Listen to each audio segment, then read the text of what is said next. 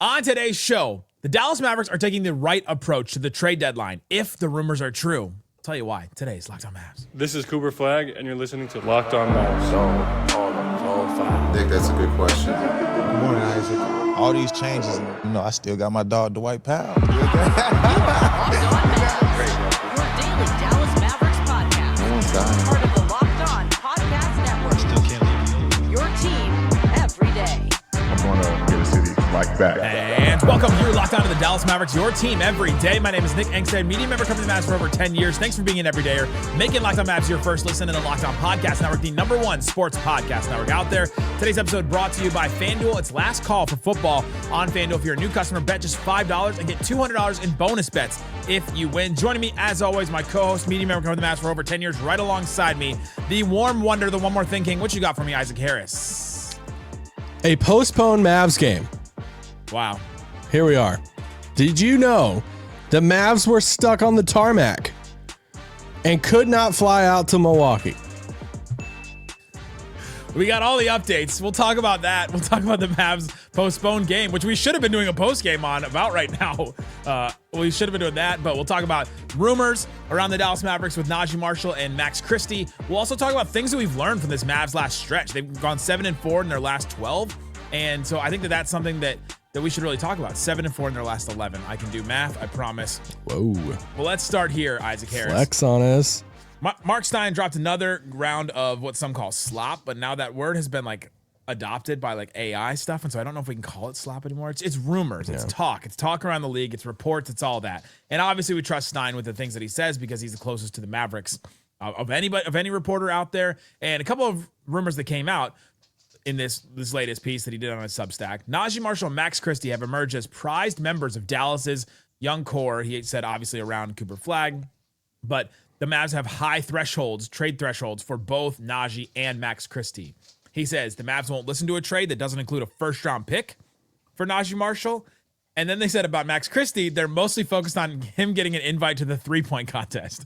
And I read both of these things, laughed at the second part about the three-point contest, and then I thought for a second, I said, you know what? This is exactly what we've been talking about. This is the way the Mavericks should be approaching this deadline. They do have these guys. What we talked about on the show yesterday is that the Mavs could be one of the only sellers out there that have these veteran guys or have these guys that have some value that could be valuable to teams that want to win now.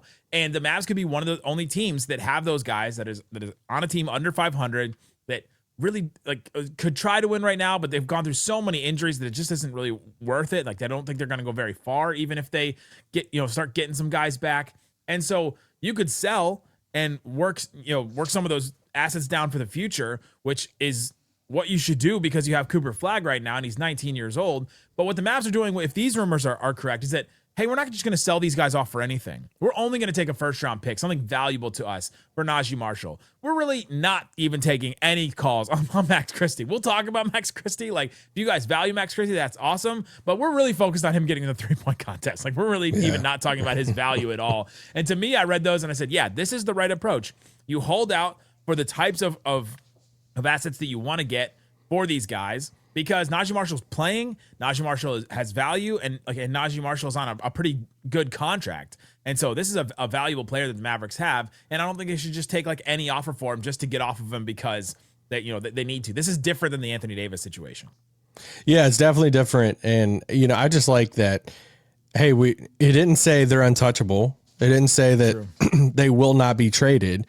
It was they value them, and which they should. They're playing really well with Cooper Flagg. But here's there is a high bar that we're going to expect. If they're even going to entertain it, they've set a high, what was the word he used? Threshold. Trade threshold. Yeah. So it's they've set it, super high for hey, this is kind of what to expect. And with Naji, it's, that a first round pick.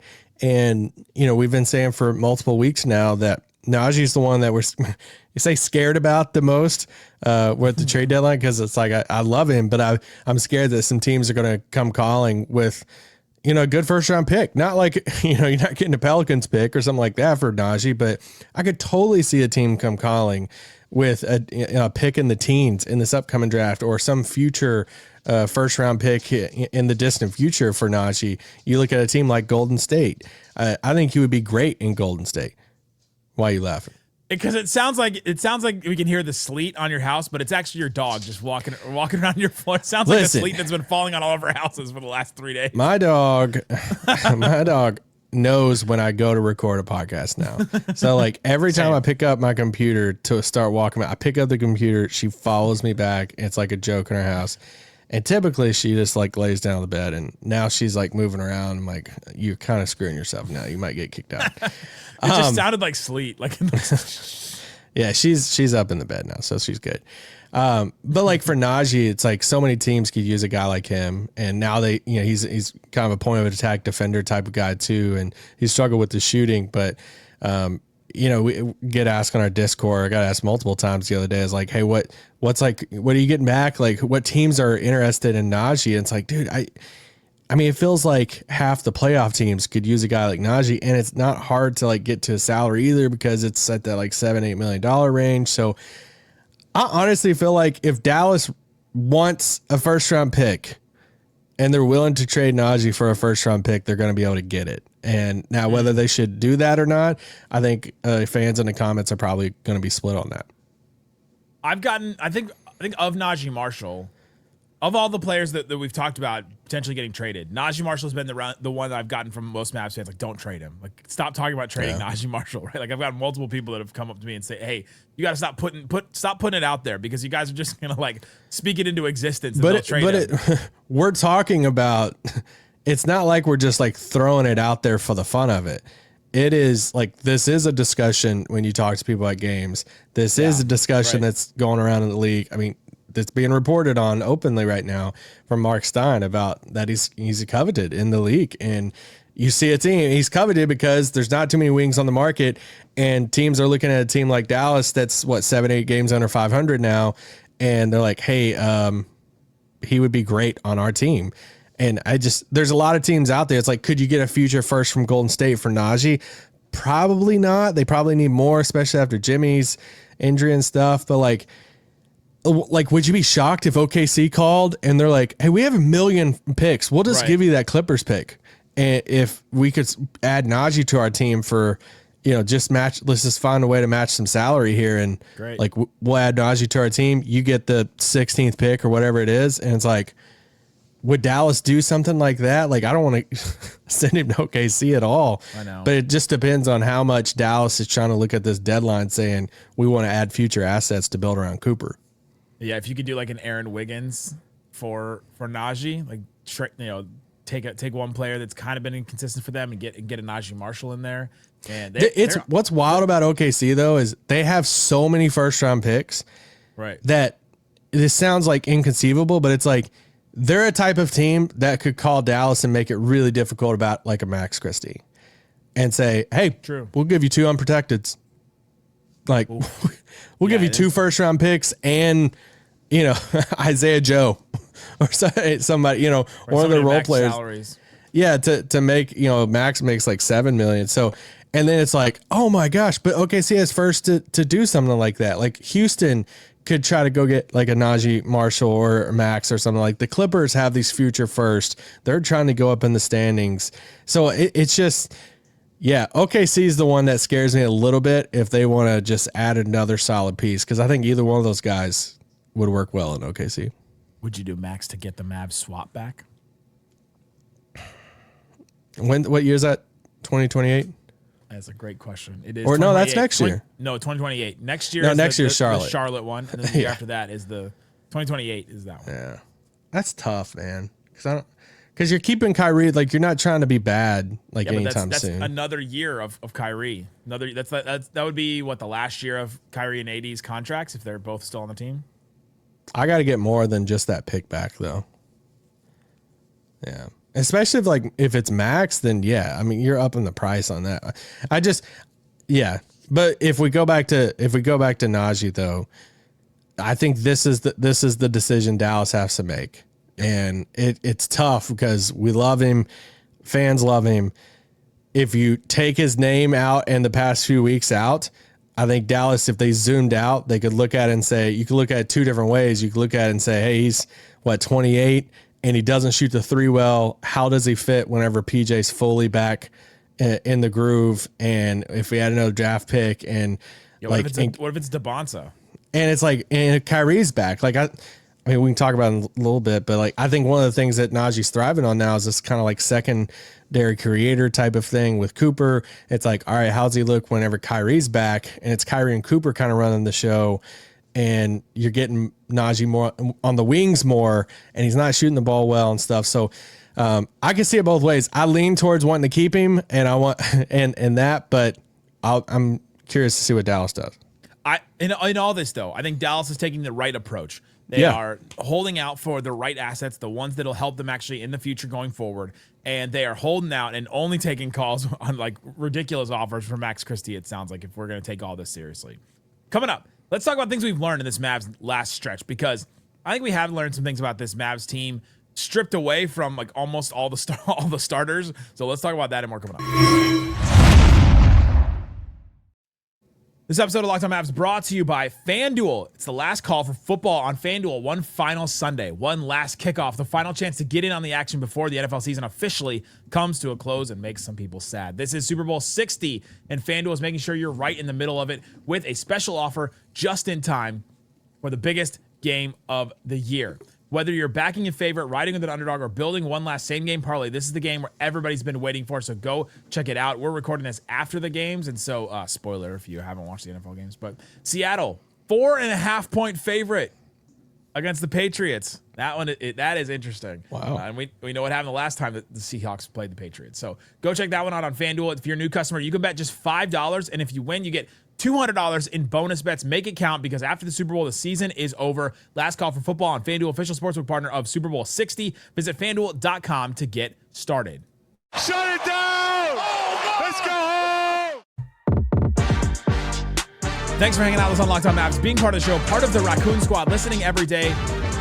Check out the Everydayer Club. We have ad-free versions of this show. We've also got access to the Discord Isaac was talking about. Lots of conversation in there. Lots of characters in there talking about all kinds of things in there, but we're having fun with the Discord. So you get that if you subscribe to the Everydayers Club, or if you subscribe to the text line. Text line gets you rumors and all kinds of things like that. So two different ways you can subscribe and help the show, and you can go check those out. Link in the description or the QR code. All right, Isaac. The one more thing about the rumors that Mark Stein posted on what we talked about yesterday. The Mavs could be one of the only sellers. You listen to all the other like players that they're talking about, like the Jake Fishers, the Shams, the Mark Steins that are available during this deadline, and it's not great, right? Like there's this Benedict Mathurin, Yves Missi swap that's been talked about between the Pelicans and the Pacers. There's the Kings, Keon Ellis, Mark Stein said, is a strong contender to be the most likely player traded. And Sacramento wants a first-round pick for him. Then the Bulls are kind of looking to trade Kobe White and Ayo Dosunmu. We've been talking about Kobe White for like 4 years, it feels like, and Ayo Dosunmu. And then they seem like they're keeping Nikola Vucevic. But you're just like, oh. And then there's talks about John Morant. There's talks about Giannis, but we don't know about those guys. There's obviously talks about Anthony Davis, but there's not really like a bunch of role players out there that are being really like rumored a ton. And I'm like, man, if the Mavs are putting up Naji and Klay and Gafford, like these could be some of the best players at each of these positions across the way at the trade deadline, because it doesn't seem like there's a lot of players available right now. Yeah, I do want to caution on the like, hey, this trade deadline's gonna suck, and I only caution it on, I think there are a lot of teams that are just in a standstill right now on what happens with Giannis, and it's gonna affect so many different teams of. If like, let's just, in either way, like let's say the Bucks say right now, we're shutting him down and we're going to be sellers at the deadline. He's off the table. We'll revisit it in the summer. Well, immediately you have teams like Miami. That's like, well, crap, we're not going to do anything big. And so like, we're going to wait till the summer because we want to go after him in the summer. If there's any other teams out there, let's say like the Lakers, then like you're taking a couple of these teams off the board for anything big. What if Milwaukee says right off the bat, we're listening to offers. We're actually going to do this thing. And then he goes to Miami. Well, then you got teams at like Atlanta, who's maybe holding out a hope to try to go after Giannis. That then they can start to pull the trigger. The Lakers can pull the trigger on the deal. And then it's like, I just think there's a lot of teams, even teams that are going to be the third or fourth team in a deal like that, because it has to be probably a bigger deal, that there's so many teams right now that are kind of like, hey, we're kind of like not doing anything right now. We don't know what we're going to do until this Giannis thing gets situated. Now, it could mean boring, but I'm just saying, I'm not ready to declare, hey, this deadline's going to be an absolute bust 2 weeks out. The thing I was going to add about, I wanted to add about the Mavs situation is it's a little different with these role players compared to like Anthony Davis.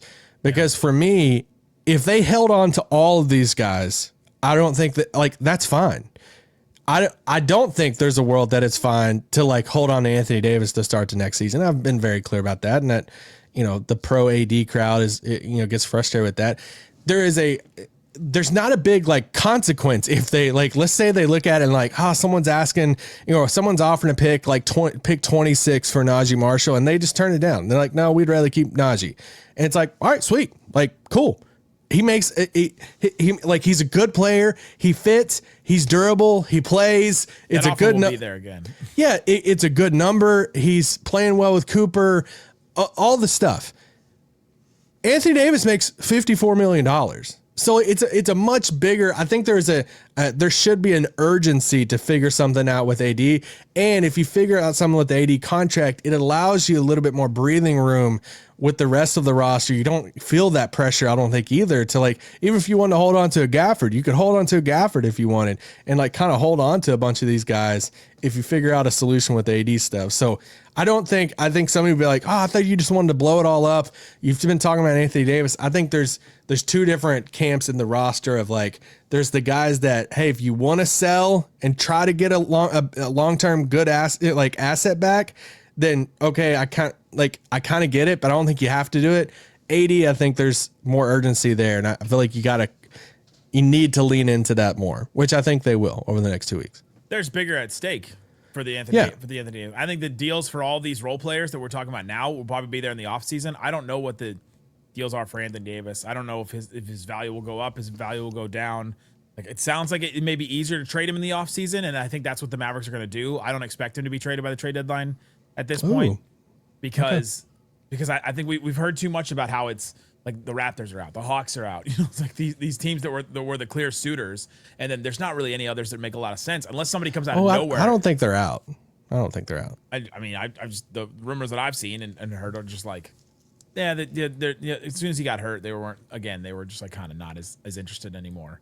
And so we'll see what happens. It could come out of left field. Some of these things do. The last time Anthony Davis was traded, it came out of left field, and so that could definitely happen. Thanks. Let's talk about some things we've learned from this Mavericks team on the court.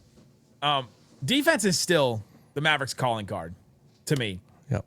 Over this last 11 game stretch, they're back to top 5 in the NBA. They're fourth in the NBA in that stretch on defense. 110.1 points allowed per 100 possessions. Their offense is 17th, which is not 30th, which is incredible. So that's been really good in this stretch. But the Mavs are 10th on defense for the season, and that's what's going to be this group's.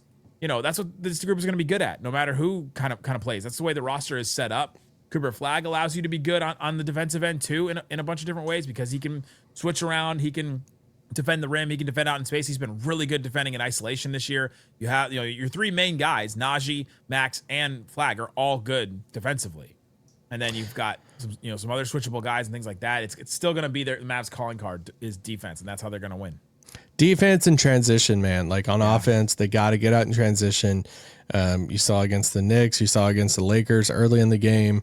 If they, and they'll tell you that it's all connected. It's like, hey, we're going to build around this defense. Defense wins championships, baby. But it's like you build around this defense. If you play good defense, then you can get the ball and get out in transition faster. And so it's just like for them, that's their whole calling card, and that's what they've been doing. We were texting and you were talking about, hey, let's talk about the stretch. And I'm like, we never really defined the stretch. I'm like, what is the stretch? The stretch that defines the Mavs season, Isaac. Is this the past 5 games? Is this? That's true. I didn't define, but I just assumed this good stretch they've been on. I'm like, all right, we got the 2 Jazz wins, we got the Nets win. Like, how far are we going back? But they still struggle. They still suck in the offense on half court. I mean, last night in the league, points per possession, half court offense. You guessed it. The Mavs are 30th on synergy and points per possession. Like, they're just brutal in the half court offense. And obviously you're missing Kyrie and AD and all the stuff. But for this team to like win and play well right now, and I think you're seeing some type of formula out there, is like, hey, let's throw 3 other wings out there with Cooper, and then throw a big on the floor. And you saw, starting against the Lakers the other night, it's Caleb Martin, it's Naji, it's Max Christie, it's Cooper, and then it's Dwight Powell. And it's like, hey, we'll just throw these guys out here. We're just going to run. We got to get it in transition. So, that's what I've just picked up on more, especially with this trio of him, Naji, and Max.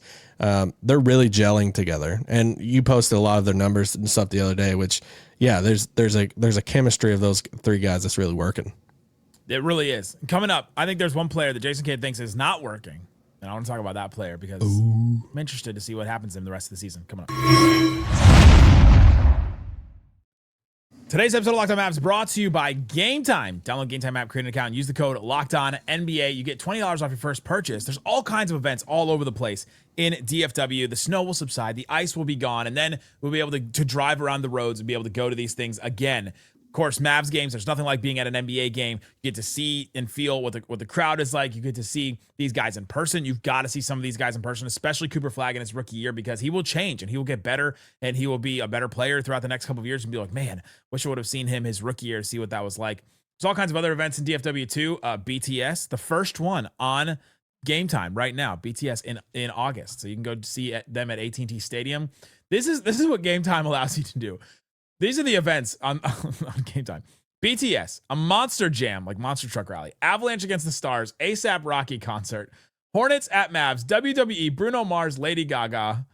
What a combo. What are all the, like, you can go to anything in DFW basically, but you can do it by going on Game Time because it helps you take the guesswork out of buying NBA tickets and more with Game Time. You can see the all upfront price. That means you won't be surprised by fees. You see the view from your seat. Download the Game Time app, create this account, and then use the code LOCKEDON for $20 off. The code is LOCKEDON, LOCKEDON, Locked On for $20 off. Download the Game Time app today. Remember, it's gametime.co, not gametime.com. Shut it down! Let's go home! All right, Isaac, we're talking about things we've learned from this Mavericks stretch, and I define stretch as the last 11 games. I did not tell you that, but I do define it as that. There you go. All right, it's good to know now. The Mavs defense is back to top 5 in that stretch. They're 10th overall for the season, which I think is a big thing. And you talked about how Max Christie, Naji Marshall, and Cooper Flagg have really gelled together. That trio is great. I kind of want to know what that trio looks like with AD and Kyrie. I don't know if we'll ever get to see it, but I'd be interested to see what that trio looks like. We'll see what happens. One of the players, though, that I think Kidd is not sold on anymore, and I'm curious what we think about this. I have a guy that I wanted to talk about. I wonder it's the same guy. D'Angelo Russell. Ding. No, we already know that. No, I'm just kidding. Ryan Nemhard. Oh, no, I had PJ. In this stretch. Well, I think PJ's struggles have been documented, but we can talk about him. I don't know the Kidd is as sold on Ryan Nemhard as he was in the first couple of weeks. For these last 11 games, he's played 17.7 minutes in this stretch per game. Mm-hmm. You're like, okay. The 17 before that, he was playing 24.4. That's a pretty big drop off. That's like a 7-minute per game drop off. That's like a whole shift, right? Like he's taking him out a whole shift. We've seen his game kind of fall off in that stretch that, when he first kind of emerged with the Mavericks, and we were talking about, well, the Mavs have to sign him, blah, blah, blah. He was shooting 48% from the field, 42% from 3. Now he's shooting 39% from the field, still shooting 42% from 3, but only on 2.2 attempts per game.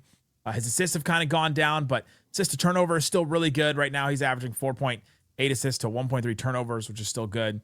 But the stretch before, he's averaging 6.2 assists to 1.8 turnovers.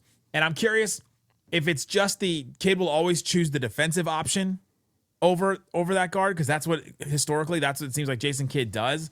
But it does seem like Kidd has at least cooled on Ryan Nemhard over the last couple of weeks in this stretch, because he was starting him, leaning on him a lot. And now in some of these games, we won't see him in the fourth quarter, the second half.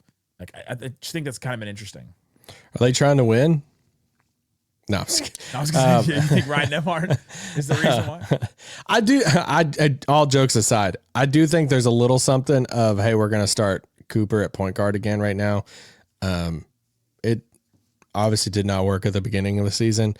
And if there's ever a time to just try stuff right now and to start Caleb Martin and to start Cooper at point guard again, it's whenever you might be going the opposite way in the standings.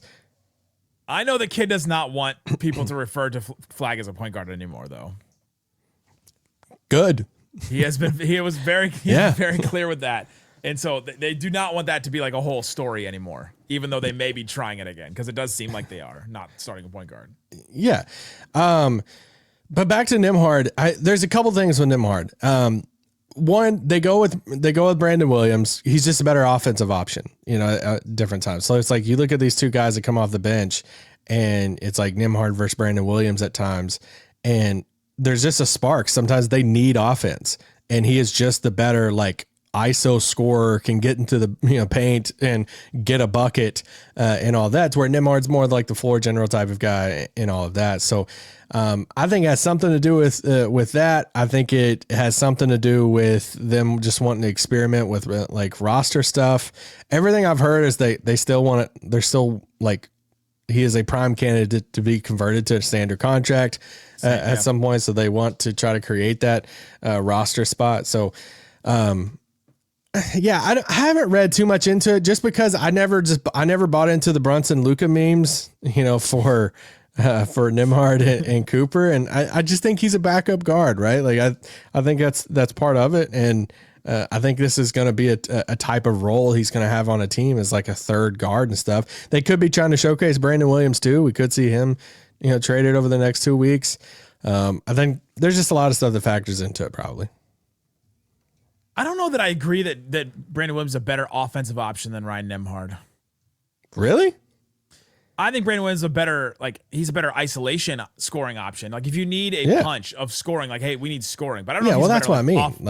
He's a better punch of scoring, but I don't think he's a better offensive option. You get immediate sharing the ball, setting guys up for buckets, not turning the ball over. You get that, and you get 3-point shooting from Nemhard, and you do not get that from Brandon Williams. He's shooting 19% from three. Literally 19%. Literally. Nick's not just throwing that out there. No, that was not a number I just guessed. I knew that. number. You mentioned also, that Nemhard has what? I think he has 12 or 11 games left. Yeah. Being active. You mentioned Nemhard's 3-point shooting, which is pretty good, or has been. What's his percentage at right now? It's Nemhard's. Yeah, it's the mid 30s from 36% maybe, 35%, 39. Oh, 39%. There you go. Almost but he's not averaging 20 minutes a game because this is one of the things about this Mavs roster that is they just got to figure this out over the next 12 months of adding shooting to this roster, because the Mavericks currently have just 2 players on their team averaging over 20 minutes a game and shooting at least, why didn't I put the number to that? Shooting at least 32% from 3. Just 2 players on the roster. That's Max and Klay. Oof. The drop off of people who are averaging over 20 minutes a game on this roster right now, the drop off from Max and Klay shooting, which Klay's at 38%, Max obviously over 40, and it drops dramatically down to 31%, 30%. It's you got to have better shooting on this team, and they got to figure that out roster building wise. What do you think about PJ right now? Because I feel like I've seen over the past a few days or week or something of fans kind of wondering what about PJ? Is Naji better than PJ? I have an opinion on it, but I want to see what your take is. Naji's definitely playing better than PJ right now, for sure, over this stretch. But you look at the games that he's played. We've seen him 5 times in the last month, basically, right? Yeah. And one of them he left after 12 minutes, so you don't really count that. One of them he played in that Denver game for 30 minutes, shot, didn't shoot that well, and then was out after that, hurt the ankle. And then you have the Warriors game and this Lakers game where he was kind of ramping back up, did not look like himself at all, I don't think, in these two. And so I don't know, before this he had a pretty good stretch, but it does seem like the injuries have really messed him up over this last month. And I would just say, hey, let's slow down before we try to write PJ off. I don't know what was going on. He was absent from the team and stuff with a personal issue there for a bit. Some people were posting a screenshot of him posting a picture of him and his mom on Instagram. And so I haven't heard anything with that. So I don't know the story behind that. Either way, he was away from the team for personal reasons. So he comes back these past 2 games. He hasn't looked like, his full self. PJ Washington's a really good basketball player, and he's a really good outside shooter too. I'm not worried at all, and I'm glad that they can't trade him right now because I think he fits really well with Cooper, and I hope he stays on this team through the summer too because I think he is a really good role player to have on the team. You look at PJ before his last like 6 games that he's played in the last month. He was averaging 16 points a game, 8 rebounds, 2 assists, a steal, almost a block and a half, and shooting 32% from 3, which is not great, but like being impactful. And the first 5 or 6 games of the season, we were like, man, he's looking like one of the best players on the Mavs. He's been, up and down. He's been up and down in the last month or so, but I think it's some recency bias against PJ right now. Yeah, I'm not worried at all about PJ, and I think. I think what happens over these next few months these last few months of the season, I think we just got to be cautious about like what we draw conclusions on because I think it's going to be prime experiment season. The other night, seeing Dwight Powell and Caleb Martin start over Gafford and PJ is like, we're really here. 3 times in a row they've started. Yeah. And Cooper's playing point guard again, which didn't, and all this stuff. So it's like, all right, we're going to see some experiments out there on the floor and stuff. So yeah.